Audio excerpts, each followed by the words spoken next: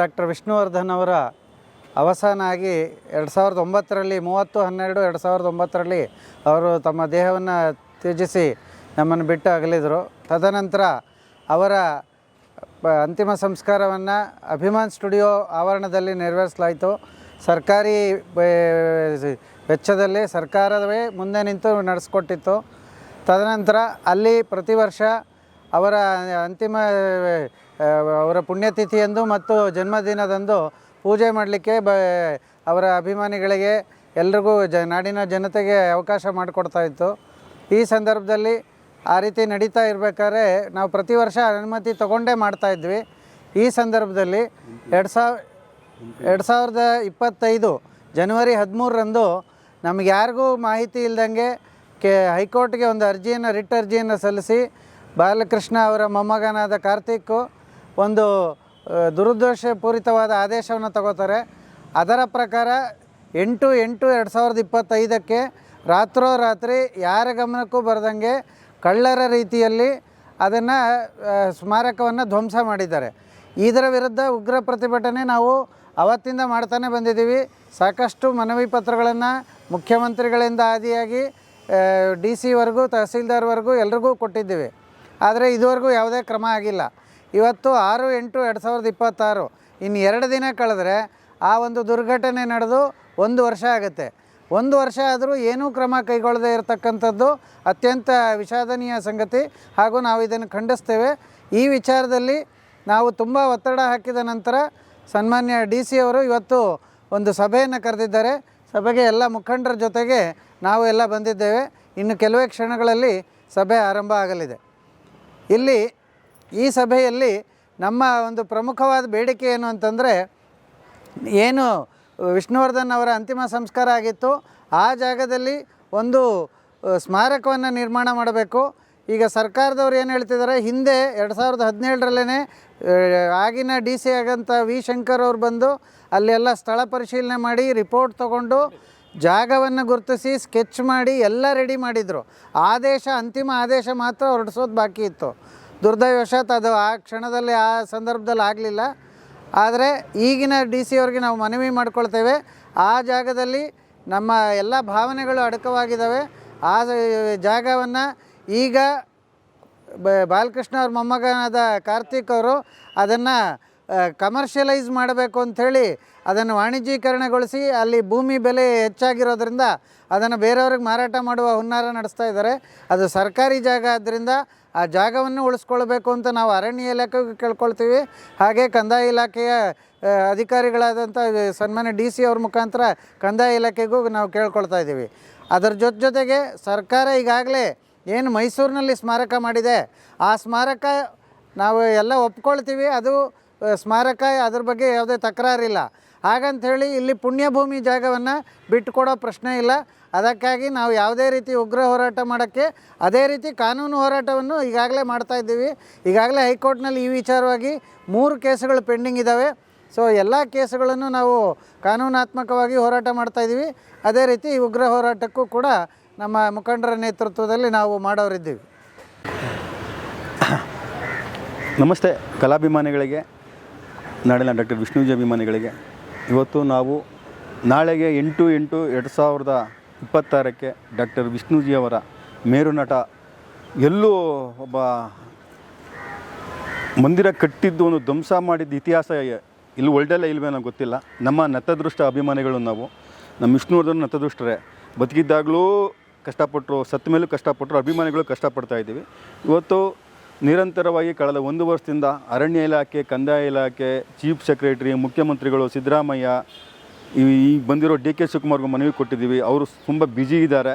ಸ್ವಲ್ಪ ಟೈಮ್ ಕೇಳಿದ್ದಾರೆ ಅವರ ಆಪ್ತ ಕಾರ್ಯದರ್ಶಿ ಮತ್ತು ಅವರ ಮುಖ್ಯಮಂತ್ರಿ ಸಚಿವಾಲಯ ಮತ್ತು ಕೃಷ್ಣಾದಲ್ಲಿ. ಇನ್ನೂ ಒಂದು ಟೈಮ್ ಬೇಕು ಅವ್ರಿಗೆ. ಒಂದು ಸಚಿವಾದ ಒಂದು ಇದಿರ್ಬೋದು, ಖ್ಯಾತೆ ವ್ಯಾತೆ ಅವ್ರದ್ದು ಏನೇನು ಇರ್ತೈತಲ್ಲ ಅದೆಲ್ಲ ಮುಗಿದು ಸ್ವಲ್ಪ ಟೈಮ್ ಬೇಕು ಅಂತ ಹೇಳಿದ್ದಾರೆ. ಆಗಸ್ಟ್ ತಿಂಗಳಲ್ಲಿ ನಿಮಗೆ ಕೊನೆ ವಾರದಲ್ಲಿ ಭೇಟಿ ಮಾಡಿಸ್ತೀವಿ ಅಂತ ಹೇಳಿದ್ದಾರೆ. ಯಾಕೆಂದರೆ ನಾವು ಮನವಿ ಕೊಡೋದಾಗಿದೆ, ಹಿಂಗೆ ಕೊಟ್ಬಿಟ್ಟು ಬಂದ್ಬಿಡ್ತಾ ಇದ್ವಿ, ಚರ್ಚೆ ಮಾಡಬೇಕಾಗಿರೋದ್ರಿಂದ. ಹಾಗಾಗಿ ಈ ಬಂದಿರೋ ಏನು ಮುಖ್ಯಮಂತ್ರಿಗಳು, ನಾವು ಅವ್ರ ಮೇಲೆ ಒಂದು ನಂಬಿಕೆ ಇದೆ. 2018ರಲ್ಲಿ ಮಾತಾಡಿದೆ, ನಾನು ಸರ್ಕಾರ ಬಂದರೆ ನಾನು ಮಾಡಿಕೊಡ್ತೀನಿ ಅಂತ. ಆ ಭರವಸೆ ಮೇಲೆ ನಾವು ಆಲ್ರೆಡಿ 3 ಮನವಿ ಕೊಟ್ಟಿದ್ದೀನಿ. ನೋಡೋಣ ಆ ಮುಂದೆ ಭೇಟಿಯ ಸಂದರ್ಭದಲ್ಲಿ ಏನಾಗುತ್ತೋ ಅದು ಮುಂದಿನ ಈಗ ಸದ್ಯ ಜಿಲ್ಲಾಧಿಕಾರಿ ನೂತನವಾಗಿ ಬಂದಿದ್ದಾರೆ ಕಾಂತರಾಜ್ PS ಅವರು.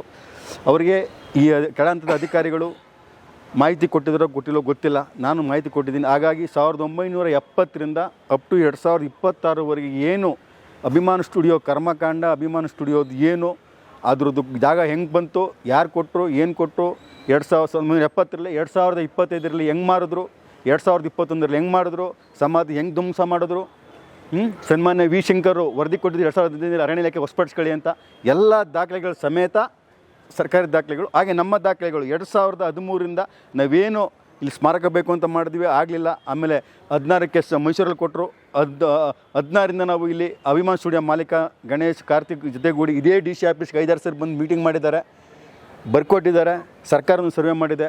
17ರಿಂದ ನಾವು ಅಪ್ ಟು 2024 ಪೂಜೆ ಮಾಡ್ಕೊಂಬಂದಿದ್ದೀವಿ. ಇವತ್ತು ಅಭಿಮಾನ ಸ್ಟುಡಿಯೋ ಮಾಲೀಕ ಭೂಗಳ್ಳರ, ಕೆಲವು ವಕೀಲರ ಮತ್ತು ಕೆಲವು ಮಾಜಿ ಪೊಲೀಸ್ ಅಧಿಕಾರಿಗಳ ಜೊತೆ ಸೇರ್ಕೊಂಡು ಇವತ್ತು ಅದು ಏನು ಆಲ್ರೆಡಿ 1 ಎಕರೆ ಸೇಲ್ ಡೀಡ್ ಮಾಡಿದ್ದಾನೆ, ಅದ್ರ ಬಗ್ಗೆ ಇನ್ನೂ ತನಿಖೆ ಮಾಡಿಲ್ಲ ಸರ್ಕಾರ. ಈ ಎಲ್ಲ ವಿಷಯಗಳನ್ನ ಇಟ್ಕೊಂಡು ನಾವು ಒಂದು ಚರ್ಚೆ ಮಾಡೋಕ್ಕೆ ಇವತ್ತು DC ಅವರು ಸಭೆ ಕರೆದಿದ್ದಾರೆ. ಸಭೆ ಏನಿವತ್ತು 6/8/2026 ಮಧ್ಯಾಹ್ನ ಒಂದು 12:15 ಸಭೆ ಕರೆದಿದ್ದಾರೆ. ನಾವೆಲ್ಲರೂ ಹೋಗ್ತಾ ಇದ್ದೀವಿ. ಹಾಗಾಗಿ ನಮ್ಮ ಈ ಸಭೆಗೆ ನಮ್ಮ ಕನ್ನಡ ಒಕ್ಕೂಟದ ಅಧ್ಯಕ್ಷರಾದ ನಟರಾಜ್ ಬ್ರಹ್ಮಸಂದ್ರವರು, ಹಾಗೆ ನಮ್ಮ ಶಿವಕುಮಾರ ಸ್ವಾಮೀಜಿ ಒಂದು ಟ್ರಸ್ಟ್ನ ನಮ್ಮ ವೆಂಕಟೇಶ್ ಗೌಡರು, ಮತ್ತು ಜಯ ಕರ್ನಾಟಕ ರಕ್ಷಣಾ ವೇದಿಕೆ ನಮ್ಮ ರಾಜಪ್ಪನವರು, ಮತ್ತು ನಮ್ಮ ಪದಾಧಿಕಾರಿಗಳಾದ ನಮ್ಮ ನಾರಾಯಣ್ ಸರು, ವಿಷ್ಣು ಕೆಟ್ಟೆ ಗೆಳೆಯರ ಬಳಗದ ಅಧ್ಯಕ್ಷರು, ಮತ್ತು ನಮ್ಮ ಟ್ರಸ್ಟ್ನ ಪ್ರಧಾನ ಕಾರ್ಯದರ್ಶಿ ಮಧುಸೂದನ್ ಗೌಡರು, ಚಂದ್ರಹಾಸು, ನಮ್ಮ ಶಿವು, ಮತ್ತು ನಮ್ಮ ಚಂದ್ರಶೇಖರು, ಮತ್ತು ಇನ್ನೂ ಹಲವಾರು ಅಭಿಮಾನಿಗಳು ಬರೋರಿದ್ದಾರೆ. ಇವತ್ತು ಈ ಸಭೆ ಒಂದು ನೂತನವಾಗಿ ಬಂದಿರುವ ಕಾಂತರಾಜನ ಭರವಸೆ ಇದೆ. ಅವ್ರು ಹೇಳಿದ್ದೀವಿ, ನನ್ನ ಕೈಲಿಂದ ಏನಾಗುತ್ತೆ ಅಷ್ಟು ನಾನು ಮಾಡಿಕೊಡ್ತೀನಿ. ಮುಂದಿಂದು ಸರ್ಕಾರಕ್ಕೆ ನನ್ನ ವರದಿ, ನನ್ನ ಆಡಳಿತ, ನನ್ನ DC ಏನಿದೆ ಅದು ನಾನು ಮುಂದುವರಿಸ್ತೀನಿ. ಸರ್, ಆಲ್ರೆಡಿ 10/10ರಲ್ಲಿ DC ವರದಿ ಕೊಟ್ಟಿದ್ದಾರೆ. ಸಂಪೂರ್ಣ ವರದಿ ಕೇಳ್ತಾ ಇಲ್ಲ. ಅರಣ್ಯ ಇಲಾಖೆಯವರು ನಾವು ಕೊಟ್ಟಿಲ್ಲ ಅಂತ ಹೇಳ್ತಾ ಇದ್ದಾರೆ. ಅರಣ್ಯ ಇಲಾಖೆ 1970ರಲ್ಲಿ ಅರಣ್ಯ ಪ್ರದೇಶವನ್ನು ಕಂದಾಯ ಇಲಾಖೆ ಕೊಟ್ಟಿರೋದು. ಇಲ್ಲಿಗೆ ಅರಣ್ಯ ಇದಕ್ಕೆ ಕಂದಾಯ ಇಲಾಖೆ ಅಭಿಮಾನ ಸ್ಟುಡಿಯೋದವರಿಗೆ ನಾವು ಕೊಟ್ಟಿಲ್ಲ. ಜಾಗ ನಮ್ಮದೇ. ಈ ಬಗ್ಗೆ ಮೀನಾಕ್ಷಿ ನೇಗಿ IF ಮುಖ್ಯಸ್ಥರು ಕರ್ನಾಟಕ ರಾಜ್ಯ ಫಾರೆಸ್ಟು ಅವರು ನೇರವಾಗಿ ಹೇಳಿದ್ರು, ನಮಗೂ ಸಂಪೂರ್ಣ ಕಂದಾಯ ಇಲಾಖೆ ವರದಿ ಕೊಟ್ಟರೆ ವಿತಿನ್ 24 hours ನಾವು ಅಕ್ವೈರ್ ಮಾಡ್ಕೊಳ್ತೀವಿ ಅಂತ ಅವ್ರು ಹೇಳಿದ್ದಾರೆ. ಈಗ ನಮ್ಗೆ ಇಷ್ಟ ಏನು ರಾಜ್ಯ SIT ಡಾಕ್ಟರ್ ಸ್ಟಾಲಿನ್ ರಜನೀಶ್ ಅವರ SITಲಿ ಇರೋದು, ಮತ್ತು DC ಇವರಿಬ್ಬರು ಮೇಯ್ನು. ಉಳಿದ ಎಲ್ಲರೂ ಇರ್ತಾರೆ ರಾಜ್ಯ SITನಲ್ಲಿ. ಅವರು ಒಂದು ಸಂಪೂರ್ಣ ವರದಿ ಕೊಟ್ಟರೆ ಅರಣ್ಯ ಇಲಾಖೆಗೆ ನಾವು ಹೊಸಕ್ಕೆ ತಗೊಳ್ತೀವಿ. ಆಮೇಲೆ ನಿಮ್ಮದು ಬೇಡಿಕೆ ಇದೆ ಅದನ್ನು ನಾವು ಪರಿಶೀಲನೆ ಮಾಡ್ತೇವೆ ಅಂತ ನೇರವಾಗಿ ಮೀನಾಕ್ಷಿ ನೇಗಿ ಅವರು ಹೇಳಿದ್ದಾರೆ. ಹಾಗಾಗಿ ಇಂದಿನ ಸಭೆ ಮಹತ್ವದ್ದಾಗಿರುತ್ತೆ ಅಭಿಮಾನಿಗಳೇ. ನೋಡೋಣ, ಈ ಎಲ್ಲ ಸಭೆಗಳಲ್ಲಿ ನಮಗೆ ಸಂಪೂರ್ಣ ಭರವಸೆ ಇದೆ. ಅಕಸ್ಮಾತ್ ಏನಾದರೂ ತ್ವರಿತಗತಿಯಲ್ಲಿ ಏನಾದರೂ ಇವತ್ತು ಆಗಸ್ಟು, ಸೆಪ್ಟೆಂಬರ್ ನಾವು 15ರವರೆಗೂ ಕಾಯ್ತೀವಿ. ಆಲ್ರೆಡಿ ನಾನು ಘೋಷಣೆ ಮಾಡಿದ್ದೀನಿ, ಸೆಪ್ಟೆಂಬರ್ 18, 19, 20 ನಾನು ಪರ್ಮಿಷನ್ ತಗೊಂಡಿದ್ದೀನಿ ಅನಿರ್ದಿಷ್ಟಾವಧಿ ಉಪವಾಸ ಸತ್ಯಾಗ್ರಹಕ್ಕೆ. ಅಭಿಮಾನಿಗಳೇ ಅವತ್ತು ಸೇರಬೇಕು. ಅಭಿಮಾನಿಗಳಾಗಿ ಬನ್ನಿ, ಯಾವುದೇ ನಾಯಕರಲ್ಲ. ಅಂತ್ಯ ಸಂಸ್ಕಾರ ಜಾಗ ಉಳಿಸ್ಕೊಳ್ಳೋಣ. ಎಲ್ಲರೂ ನಾಯಕರೇ, ಎಲ್ಲರೂ ಅಭಿಮಾನಿಗಳೇ ಇಲ್ಲಿ ಅಂತ ಹೇಳ್ತೀವಿ. ಈ ಸಂದರ್ಭದಲ್ಲಿ ನಮಗೆ ಇಲ್ಲಿ ಸಭೆಗೆ ಬಂದ ಕನ್ನಡ ಒಕ್ಕೂಟದ ಅವರಿಗೆ ಮತ್ತು ಎಲ್ಲ ಸಂಘಟನೆಯವರಿಗೆ, ನಮ್ಮ ಪದಾಧಿಕಾರಿಗಳಿಗೆ ನಾನು ಧನ್ಯವಾದ ತಿಳಿಸ್ತೀನಿ. ಜೈ ಹಿಂದ್, ಜೈ ಕರ್ನಾಟಕ, ಜೈ ವಿಷ್ಣುಜಿ. ಕರ್ನಾಟಕದ ಸಮಸ್ತರಿಗೂ ಹಾಗೂ ಸಾಹಸ ಸಿಂಹ ವಿಷ್ಣುವರ್ಧನ್ ಅವರ ಸಮಸ್ತ ಅಭಿಮಾನಿಗಳಿಗೂ ನಮಸ್ಕಾರಗಳು. ಇಂದು ಕರ್ನಾಟಕ ವಿಷ್ಣು ಸೇನಾ ಸಂಘಟನೆ ರಾಜ್ಯಾಧ್ಯಕ್ಷರಾದ ನನ್ನ ಆತ್ಮೀಯ ತಮ್ಮನಾದ ರಾಜುಗೌಡರು ಹಾಗೂ ಕರ್ನಾಟಕ ಸಂಘಟನೆಗಳ ಕನ್ನಡ ಒಕ್ಕೂಟದ ಆತ್ಮೀಯ ಸಹೋದರರಾದ ರಾಜ್ಯಾಧ್ಯಕ್ಷರಾದ ಶ್ರೀ ನಟರಾಜ್ರವರು, ಕ್ರಾಂತಿರಾಜರವರು, ಮತ್ತು ಹೋರಾಟಗಾರರಾದ ರಾಜಪ್ಪನವರು, ನನ್ನ ಆತ್ಮೀಯ ಸಹೋದರ ನಮ್ಮ ವೆಂಕಟೇಶ್ ಗೌಡರು, ಇವರೆಲ್ಲ ಸೇರಿದ್ದೀವಿ. ಇವತ್ತೊಂದು ಮುಖ್ಯವಾದ ವಿಷಯ ಸರ್, ಮತ್ತು ಹೋರಾಟಗಾರರಾದ ಆತ್ಮೀಯ ಸಹೋದರ ರಾಜು, ನಾವೆಲ್ಲ ಸೇರಿದ್ದೀವಿ. ಆತ್ಮೀಯ ಸ್ನೇಹಿತರೆ, ಇವತ್ತೇನು ಕಾರಣ ಅಂದರೆ ಶಾಂತಿಪ್ರಿಯ ಸಾಹಸ ಸಿಂಹ ಡಾಕ್ಟರ್ ವಿಷ್ಣುವರ್ಧನ್ರವರ ಸ್ಮಾರಕನ ಒಂದಿಲ್ಲ ಒಂದು ತೊಂದರೆ ನಾವು ಅನುಭವಿಸ್ತಾನೆ ಇದ್ದೀವಿ. ಕನ್ನಡ ನಾಡಲ್ಲಿ ಹುಟ್ಟಿ ಕನ್ನಡ ಸೇವೆ ಮಾಡಿದ ಈ ನಾಯಕನಿಗೆ ಭಾಳ ದುರಂತ ನಡೀತಿದೆ. ನಾವು 2015ರಿಂದ ಸತತವಾಗಿ ಅವ್ರ ಸ್ಮಾರಕ ಮಾಡಲೇಬೇಕು ಅಂಥೇಳಿ ಹೋರಾಟ ಮಾಡ್ತಾನೇ ಇದ್ದೀವಿ. ಆ ಹೋರಾಟಕ್ಕೆ ನಮ್ಮ ರಾಜಗೌಡರ ನೇತೃತ್ವದಲ್ಲಿ ಅದು ಕಾನೂನು ಪ್ರಕಾರ ನಡೀತಾ ಇದೆ. ಇವತ್ತರೆಗೂ ಯಾವುದೇ ಸರಿಯಾದ ನಮಗೆ ಬೇಕಾಗಿರೋ ಒಂದು ಫಲ ಸಿಗಲಿಲ್ಲ. ಆದರೂ ನಮ್ಮ ಹೋರಾಟ ಬಿಡೋದಿಲ್ಲ. ಕಾರಣ ಅವ್ರಿಗೊಂದು ಸನ್ಮಾನ ಸ್ಮಾರಕ ಮಾಡಲೇಬೇಕನ್ನೋದು ನಮ್ಮ ಉದ್ದೇಶ. ಅದಕ್ಕೋಸ್ಕರ ಹೋರಾಡ್ತಾ ಇದ್ದೀವಿ. ಅದ್ರ ಮೂಲಕ ಇವತ್ತು ತಾರೀಕು 6ನೇ ತಾರೀಕು ಆಗಸ್ಟ್ 2026 ನಮ್ಮ ಸನ್ಮಾನ್ಯ DC ಕಚೇರಿಯಲ್ಲಿ ಸಾಹೇಬರು ಕರೆದಿದ್ದಾರೆ. ಅವ್ರು ಏನು ಮಾತಾಡ್ತಾರೆ ಅಂತ ಗೊತ್ತಿಲ್ಲ. ಇವತ್ತೆಲ್ಲ ಬಂದಿದ್ದೀವಿ. ತಾಯಿ ಚಾಮುಂಡೇಶ್ವರ ಪಾದ ಕಮಲಗಳಲ್ಲಿ ನಾನು ಬೇಡೋದು ಒಂದೇ, ನಮ್ಮ ಅಣ್ಣನಿಗೆ, ಈ ಊರಿನ, ಈ ನಾಡಿನ ಶಾಂತಿ ಪ್ರಿಯನಿಗೆ ಒಂದು ಒಳ್ಳೆಯದೊಂದು ಸ್ಮಾರಕ ಆಗಲಿ ಅಂತ ನಿಮ್ಮೆಲ್ಲರ ಪರವಾಗಿ ಕೇಳ್ಕೊಳ್ತೀನಿ. ನಾನು ನಿಮ್ಮೆಲ್ಲರ ಸಹೋದರ MGR ಮಣಿ, ಊರಿಗೆ ಉಪಕಾರಿ ವಿಷ್ಣುವರ್ಧನ್ ಅಭಿಮಾನಿಗಳ ಸಂಘದ ಅಧ್ಯಕ್ಷರು. ನಮಸ್ಕಾರ ಸ್ನೇಹಿತರೆ. ಎಲ್ಲ ಕನ್ನಡ ಜನತೆಗೆ ನಮಸ್ಕಾರ. ಏನಿವತ್ತು ವಿಷ್ಣು ಸೇನೆ ರಾಜ್ಯಾಧ್ಯಕ್ಷರಾದಂಥ ರಾಜು ಗೌಡರ ನೇತೃತ್ವದ ಇವತ್ತು DC ಅವರು ಮೀಟಿಂಗ್ ಕರೆದಿದ್ದಾರೆ. ಮೀಟಿಂಗ್ ಬಂದಿದ್ದೀವಿ. ಇವತ್ತೇನು ಸರ್ಕಾರ ಒಂದು ಕಣ್ಣಿಗೆ ಬೆಣ್ಣೆ ಒಂದು ಕಣ್ಣಿಗೆ ಸುಣ್ಣ ಆಗ್ತಾಯಿದೆ, ಆ ಕೆಲಸ ಮಾಡಬಾರ್ದು ಅಂತ ಸರ್ಕಾರಕ್ಕೆ ಹೇಳ್ತಿದ್ದೀವಿ. ಏನಕ್ಕೆ ಅಂದರೆ ನಾನು ಒಬ್ಬರಿಗೆ ಪುಣ್ಯಭೂಮಿಲಿ ವಿಷ್ಣುವರ್ಧನ್ ಅವರು ಎಲ್ಲಿ ಸಮಾಧಿ ಎಲ್ಲಿ ಮಾಡಿದ್ರು ಅಂತಿಮ ಸಂಸ್ಕಾರ ಅಲ್ಲೇ ಕೊಡಬೇಕು ಜಾಗನ. ನೀವು ಎಷ್ಟಾದರೂ ಕೊಡಿ ಸ್ವಾಮಿ, ನೀವು ಇಲ್ಲಾಂದ್ರೆ ಜಾಗ ಕೊಡಬಾರ್ದಿತ್ತು ಅಲ್ಲಿ. ಯಾಕೆಂದರೆ ಆ ಪುಣ್ಯಭೂಮಿ ಅಂತ ಸ್ಥಳಕ್ಕಿರುತ್ತೆ, ಆ ಪುಣ್ಯಭೂಮಿಯಲ್ಲೇ ಕೊಡಬೇಕು. ನಿಮ್ಮ ಕೈ ಸರ್ಕಾರ ಕಡೆಯಿಂದ ಕೊಡೋಕ್ಕಾಗಿಲ್ಲ ಅಂತೇಳಿ ಏನು ಅಭಿಮಾನಿಗಳಿದಾರಲ್ಲ ಎಲ್ಲರೂ ದುಡ್ಡು ಹಾಕಿ ಅದು ಖರೀದಿ ಮಾಡೋಕ್ಕೆ ರೆಡಿ ಇದ್ದಾವೆ. ವಿಷ್ಣು ಸೇನೆ ಅಭಿಮಾನಿಗಳಾಗಲಿ ಕನ್ನಡ ಜನತೆಗೆ ಎಲ್ಲ ರೆಡಿ ಇದ್ದಾರೆ. ನೀವು ಸರ್ಕಾರ ಕಡೆಯಿಂದ ಆಗಿಲ್ಲ ಅಂದರೆ ಆಧಾರ ಮಾಡಿಕೊಡಿ, ನಮಗೂ ಮಾಡಿಕೊಡಿ. ಇಲ್ಲ ಅಂದರೆ ಈಗ 18-19 ರಾಜಗೌಡರು ಏನು ನೀವು ತಗೊಳ್ಳಿಲ್ಲ ಅಂದರೆ 18-19 ಸೆಪ್ಟೆಂಬರ್ಗೆ ಉಗ್ರವಾದ ಹೋರಾಟಕ್ಕೆ ಕರೆ ಕೊಟ್ಟಿದ್ದಾರೆ. ಅದಕ್ಕೆ ನಮ್ಮ ಜಯ ಕನ್ನಡ ರಕ್ಷಣಾ ಸೇನೆಯಿಂದ ಸಂಪೂರ್ಣವಾಗಿ ಬೆಂಬಲ ಕೊಡ್ತಾ ಇದ್ದೀವಿ. ಆಮೇಲೆ ಇದನ್ನು ಸರ್ಕಾರ ಅದೆಲ್ಲ ಆಗಬಾರ್ದು ಅಂದರೆ ಎಚ್ಚೆತ್ಕೊಂಡು ಬೇಗನೆ ಆದಷ್ಟು ಜಾಗನ ಪರಿಶೀಲನೆ ಮಾಡಿ ಜಾಗ ಕೊಡಬೇಕಾಗಿ ತಮ್ಮಲ್ಲಿ ವಿನಂತಿ ಮಾಡ್ಕೊತೀನಿ. ಮತ್ತೇನು ನಮ್ಮ DC ಕಚೇರಿಗೆ ನಾವೆಲ್ಲ ವಿಷ್ಣು ಅಭಿಮಾನಿಗಳು ಸೇರಿದ್ದೇವೆ.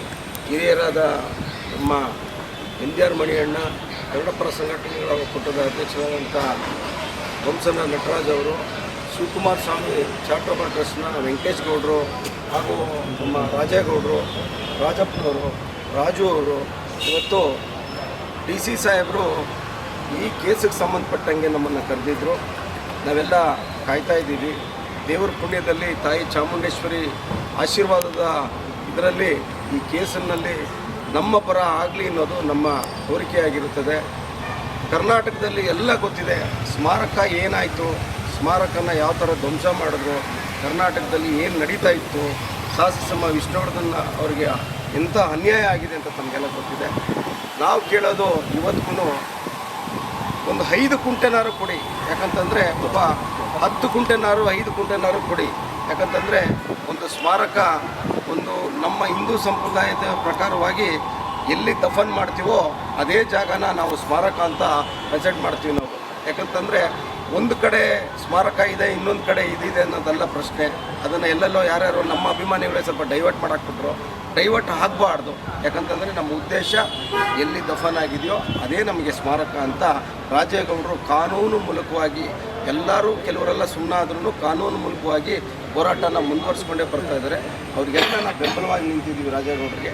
ಇದೇ 18-19ನೇ ತಾರೀಕು ಸೆಪ್ಟೆಂಬರ್ 18-19 ವಿಷ್ಣುವರ್ಧನ್ ಅವರ ಹುಟ್ಟುಹಬ್ಬದ ಅಂಗವಾಗಿ ಆಚರಣೆ ಹಾಗೂ ನಮ್ಮ ಪ್ರತಿಭಟನೆ. ಈ ಪ್ರತಿಭಟನೆ ಹೆಂಗಿರುತ್ತೆ ಅಂದರೆ ಇಡೀ ಕರ್ನಾಟಕದಲ್ಲಿ ಎಲ್ಲ ಅಭಿಮಾನಿಗಳು ಸೇರಿಸುವಂಥ ಕೆಲಸಕ್ಕೆ ನಾವು ಮುಂದಾಗ್ತಿದ್ದೀವಿ. ಇದು ಒಂಥರ ಕರ್ನಾಟಕದ ಮಾನ್ಯ ಮುಖ್ಯಮಂತ್ರಿಗೆ ಒಂದು ಮೆಸೇಜ್ ಹೋಗುವಂಥ ಒಂದು ಹೋರಾಟ. ಈ ಹೋರಾಟಕ್ಕೆ ಇಡೀ ಕನ್ನಡ ಜನ, ಕರ್ನಾಟಕದ ಹೋರಾಟಗಾರರು, ದಲಿತರ ಹೋರಾಟಗಾರರಾಗ್ಬೋದು, ಆಟೋ ಕಾರ್ಮಿಕರಾಗ್ಬೋದು, ಎಲ್ಲ ಸಂಪೂರ್ಣ ಹೋರಾಟಗಾರರು ಇದಕ್ಕೆ ಬೆಂಬಲ ಕೊಡಬೇಕು ಅಂತ ಕೇಳ್ತಾ, ರಾಜೇಗೌಡರು ಕಾನೂನು ಹೋರಾಟಕ್ಕೆ ಜಯವಾಗಲಿ ಅನ್ನೋದು ನಾವೆಲ್ಲ ಅವ್ರ ಹಿಂದೆ ಇದ್ದೀವಿ. ಯಾವತ್ತೂ ಕಾನೂನು ಹೋರಾಟದಲ್ಲಿ ನಂಬಿಕೆ ಇದೆ. ಆ ನಂಬಿಕೆ ನಮಗೆ 100% ನಮಗೆ ಜಯಗಳಿಸ್ತೀವಿ ಅನ್ನೋದು ನಮ್ಮ ಕೋರಿಕೆ.